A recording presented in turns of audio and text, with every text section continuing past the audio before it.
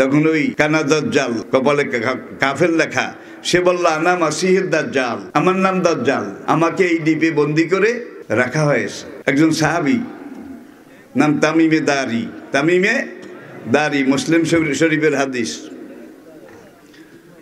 নবীজি একদিন মসজিদে নববীতে জোহরের সালাতের পরে সাহাবা একরাম তাদেরকে বললেন, আইয়ুহাল ইখওয়াত ফিল ঈমান খুজু মাকানাকুম, হে আমার সাহাবারা, সালাত শেষ হলে আপনারা কেউ চলে যাবেন না, সবাই নিজ নিজ জায়গায় বসে থাকবেন। খুজু মাকানাকুম, নিজ নিজ জায়গায়, টেক ইউর সিট প্লিজ, নিজ নিজ জায়গায় উপবেশন করবেন, অপেক্ষা করবেন। হাদিসটার বর্ণনাকারী ফাতেমা বিনতে কায়েস রাদিয়াল্লাহু তাআলা আনহা, তিনি বলেন যোহরের পরে মহিলারা মহিলাদের অঙ্গনে, পুরুষেরা পুরুষের অঙ্গনে, সাহাবী সাহাবিয়া। নবীজি মিম্বারে উঠলেন, মিম্বারে উঠে বলেন, তামিমে দারি একজন খ্রিস্টান ছিল, সে আমার কাছে এসে ইসলাম গ্রহণ করে মুসলমান হয়ে গেছে, পড়েন আলহামদুলিল্লাহ।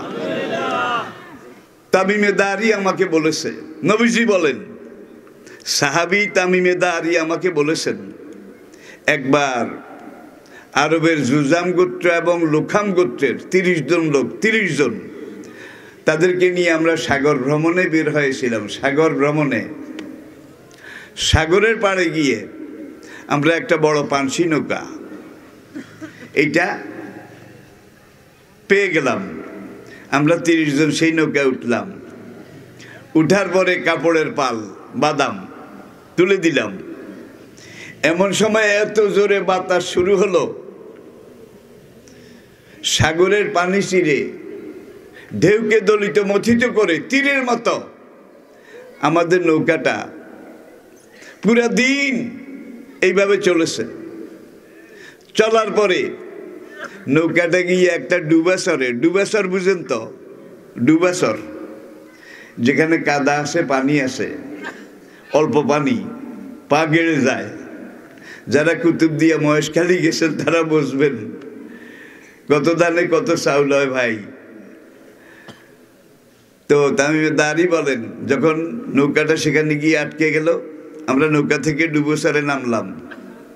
কাদামাটি দিয়ে ফেসর ফেসর ফেসর করে করে আমরা উপরের দিকে উঠলাম। সর কিন্তু উপরের দিকে উঁচু, যত আগাবেন তত উঁচু। সেখানে যাওয়ার পরে আমরা এক জায়গায় একটা জন্তু দেখলাম। তার মুখটা মানুষের মতো, চেহারাটা, তার শরীরে বড় বড় পশম, বড় বড় পশম, দেখলে ভয় করে। আমরা যখন সেখানে গেলাম, ওই প্রাণীটাকে, পশমালা প্রাণীটাকে দেখে আমরা একটু ভয় পেয়ে গেলাম, থমকে গেলাম, ভড়কে গেলাম। আমি জিজ্ঞেস করলাম, কে তুমি, হু আর ইউ, তোমার পরিচয় কি, হোয়াট ইজ ইউর আইডেন্টিফিকেশন? তোমাকে দেখলেই তো ভয় লাগে, তোমার নাম কি, তোমার পরিচয় কি? আল্লাহ জন্তুটার মুখ খুলে দিল, জবান জারি করে দিল। জন্তুটা বলল, আনা জাসাসাতুন, আনা জাসাসাতুন, আরবি জাসুস, জাসুস, এটার বাংলা হইল গোয়েন্দা, গোয়েন্দা। আর ওই জন্তুটা বলে, আনা জাসাসাতুন, আমি আল্লাহর নিযুক্ত করা গোয়েন্দা দি গ্রেট, গোয়েন্দা দি গ্রেট। আমি এখানে থেকে গোয়েন্দাগিরি করি, আল্লাহর বান্দারা কোথায় যায়, কোথায় আসে, কি করে না করে, এগুলো আল্লাহর কাছে আমি রিপোর্ট পাঠাই। অসুবিধা হয়? আচ্ছা, এইবার তামিমে দারি বলেন, ওই জাসাসা, তাকে আমরা জিজ্ঞেস করলাম, আমরা তো দাজ্জালের খোঁজে এসেছি। একটা হাদিসে নবীজি বলেছেন, দাজ্জাল পশ্চিম দিকের সাগরে নাই, দাজ্জাল উত্তর দিকের সাগরে নাই, দাজ্জাল দক্ষিণ দিকের সাগরে নাই, দাজ্জাল পূর্ব দিকের সাগরে আছে, পূর্ব দিকের সাগরে আছে, পূর্ব দিকের সাগরে আছে। নবী 3 বার বলেছেন। এবার আপনারা খুঁজে নেন, সৌদি আরব থেকে পূর্ব দিক, পারস্য উপসাগর, আরব সাগর থেকে যেই সাগরটা গিয়ে আটলান্টিক মহাসাগরের দিকে চলে গিয়েছে, এইবার তামিমেদারি বলেন, জাসাসা যেইভাবে দেখিয়ে দিয়েছে, আমরা ওই চড়াভূমিতে উপরের দিকে হাঁটতে থাকলাম। এক জায়গায় গিয়ে আমরা পুরানো একটা বিল্ডিং পেলাম, পাথরের গাঁথুনি কঠিন মজবুত। আমরা যখন ওই পাথরের বিল্ডিংটার কাছে গেলাম, দেখি যে দুয়ারটা খোলা, দরজাটা খোলা। আমরা দরজা দিয়ে ওই বিল্ডিংয়ের ভিতরে ঢুকলাম। ঢুকার পরে দেখলাম সেখানে একজন মানুষ লোহার শিকলে বাঁধা, এক একটা শিকলের কড়া এরকম মোটা মোটা, তার হাত দুইটাকে এইভাবে বেঁধে বুকের লগে লাগিয়ে, পাও দুইটাকে এইভাবে টেনে পেটের লগে লাগিয়ে শিকল দিয়ে পেঁচিয়ে বেঁধে রাখা হয়েছে। আমরা লক্ষ্য করে দেখলাম তার ডাইন চোখ কানা, আঙ্গুর পচে গেলে যেরকম মনিটা পচে গেছে। আমরা জিজ্ঞেস করলাম যে হু আর ইউ, তুমি কে, হোয়াট ইজ ইউর আইডেন্টিফিকেশন, তোমার পরিচয় কি? তখন ওই কানা চোখ, এখানে লেখা আছে কাফ ফা রা কি কাফের। যখন আমি জিজ্ঞেস করলাম, আমরা জানতে চাইলাম যে আল্লাহ তোমার ভালো করুক, তুমি কে? তখন ওই কানা দাজ্জাল, কপালে কাফের লেখা, সে বলল আনা মাসিহের দাজ্জাল, আমার নাম দাজ্জাল, আমাকে এই দ্বীপে বন্দি করে রাখা হয়েছে। আমরা জিজ্ঞেস করলাম যে হু আর ইউ, তুমি কে, হোয়াট ইজ ইউর আইডেন্টিফিকেশন, তোমার পরিচয় কি? তখন ওই কানা চোখ, এখানে লেখা আছে কাফ ফা রা কি কাফের। যখন আমি জিজ্ঞেস করলাম, আমরা জানতে চাইলাম যে আল্লাহ তোমার ভালো করুক, তুমি কে? তখন ওই কানা দাজ্জাল, কপালে কাফের লেখা, সে বলল আনা মাসিহের দাজ্জাল, আমার নাম দাজ্জাল, আমাকে এই দ্বীপে বন্দি করে রাখা হয়েছে। তামিমেদারি বলেন, কতদিন বন্দি? সেটা আমি জানি না, বুঝ জ্ঞান হওয়ার পর থেকে আমি দেখি আমি এখানে শিকলে বাঁধা। তখন এই তামিমেদারি জিজ্ঞেস করলেন, তুমি মুক্তি পাবে কখন? এইবার দাজ্জাল জিজ্ঞেস করে, তোমাদের আরবে একজন লোক নিজকে নবী বলে প্রচার করছেন, ঠিক পাইছেন বোধ হয়, নবী বলে প্রচার করেছেন, তার নাম কি? সাহাবা একরাম বললেন, তার নাম মোহাম্মদ ইবনে আব্দুল্লাহ সাল্লাল্লাহু, আব্দুল্লাহর বেটা মোহাম্মদ। দাজ্জাল জিজ্ঞেস করে যে মোহাম্মদের অবস্থা কি? মোহাম্মদ দ্বীনের দাওয়াত দেয়, কিন্তু আরবের লোকেরা দুই একজন ব্যক্তি রেখে সবাই বিরোধিতা করে, মুহাম্মদের অনুসারীদেরকেও মারে, মুহাম্মদকেও মারে। এইবার দাজ্জাল জিজ্ঞেস করে যে কুরাইশ মক্কার মুশরিকদের সাথে মুহাম্মদের কোনো যুদ্ধ হয়েছে কিনা এই পর্যন্ত। অ্যাটেনশন প্লিজ, খুব লক্ষ্য করেন, মুসলিমের হাদিস। তখন তামিমেদারি বললেন, হ্যাঁ, বেশ কয়েকটা যুদ্ধ হয়েছে। দাজ্জাল জিজ্ঞেস করে, হোয়াট ইজ রেজাল্ট, সেই যুদ্ধের ফলাফল কি? তামিমেদারি বললেন, আমি দাজ্জালকে বললাম, কোন যুদ্ধে মুহাম্মদ তার অনুসারী জিতে গেছে, আবার কোন যুদ্ধে কাফেররা জিতে গেছে। আচ্ছা, এখনকার পরিস্থিতি কি? তামিমেদারি বলেন, মুহাম্মদ সাল্লাল্লাহু আলাইহি ওয়াসাল্লাম এখন আর মক্কায় নাই, তিনি হিজরত করে মদিনা চলে গেছেন। দেখেন,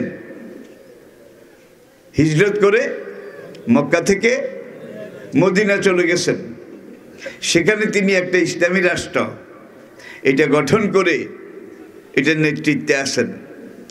তখন দাজ্জাল বলল যে আরবের লোকদের উচিত এখন মুহাম্মদের নেতৃত্ব মেনে নেওয়া, মুহাম্মদের কথাগুলা মেনে নেওয়া, এটা এখন আরবের লোকদের উচিত। ভাই, দাজ্জাল হইল একখান কথা কইছে, কিন্তু ভালো কথা, উচিত।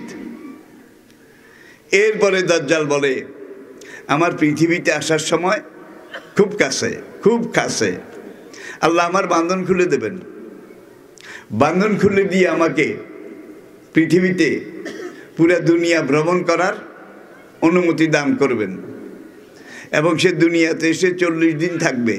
40 দিন। প্রথম দিনটা হবে 1 বছরের সমান, তারপরের দিনটা হবে 1 মাসের সমান, তারপরের দিনটা হবে সপ্তাহের সমান, তারপরের দিনগুলো হবে সাধারণত দিনের সমান।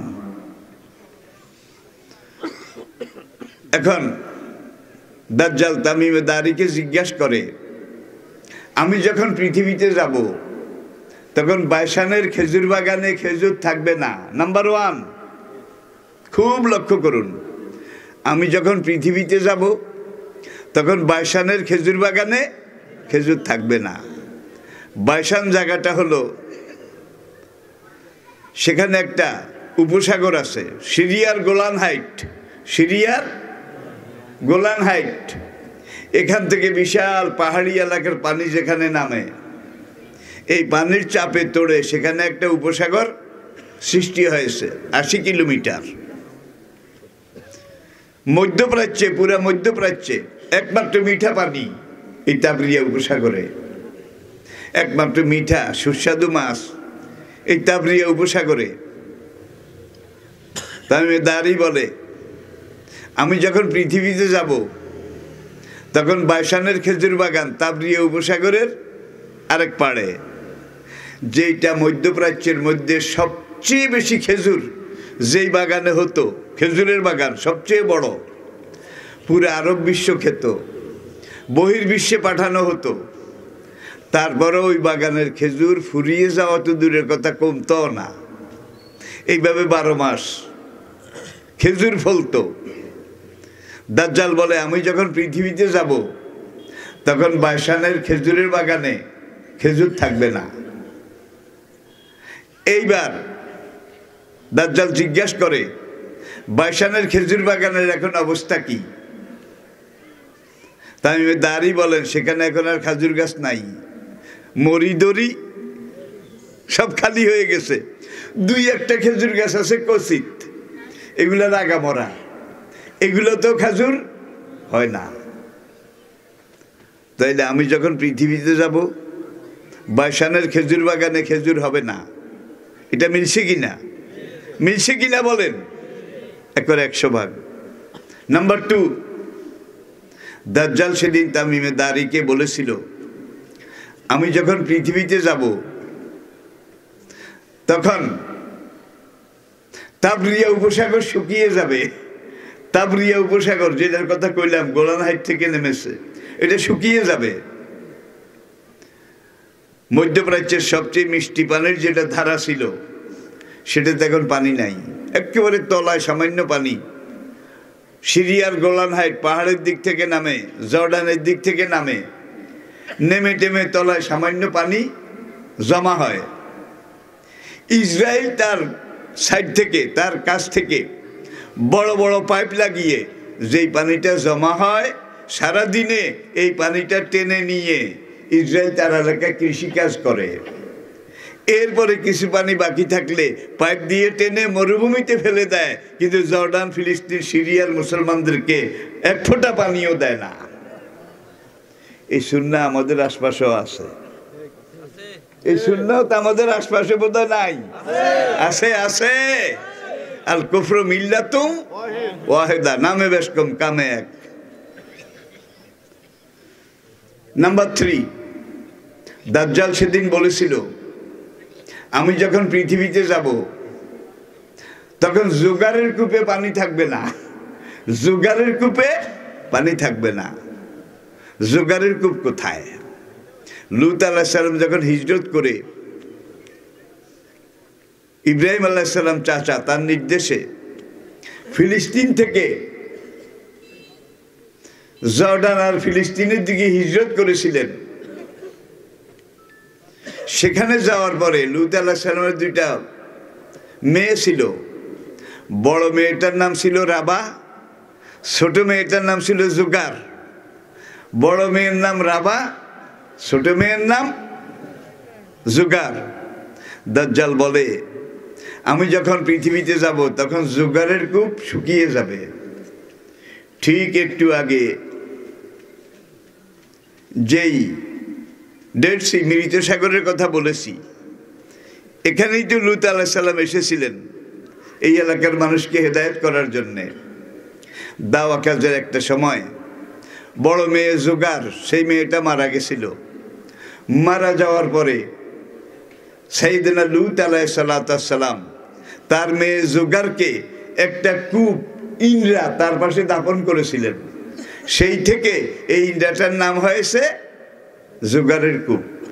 জুগারের এত মিষ্টি পানি, এখানে পানির কোনো কমতি ছিল না। পুরা জর্ডান, ফিলিস্তিন, পুরা ইসরায়েল এই একটা ইন্দ্রা ইন্দ্রা ইন্দ্রা এই কুয়ার পানি দিয়ে শেষ কাজ করত। পানি কমতো না, জমজমের মতো। দাজ্জাল বলল আমি যখন পৃথিবীতে যাব তখন জুগারের কূপে পানি থাকবে না। জুগারের কূপ কিন্তু শুকিয়ে গেছে, তাবরিয়া উপসাগর শুকিয়ে গেছে, খুব খেয়াল করুন।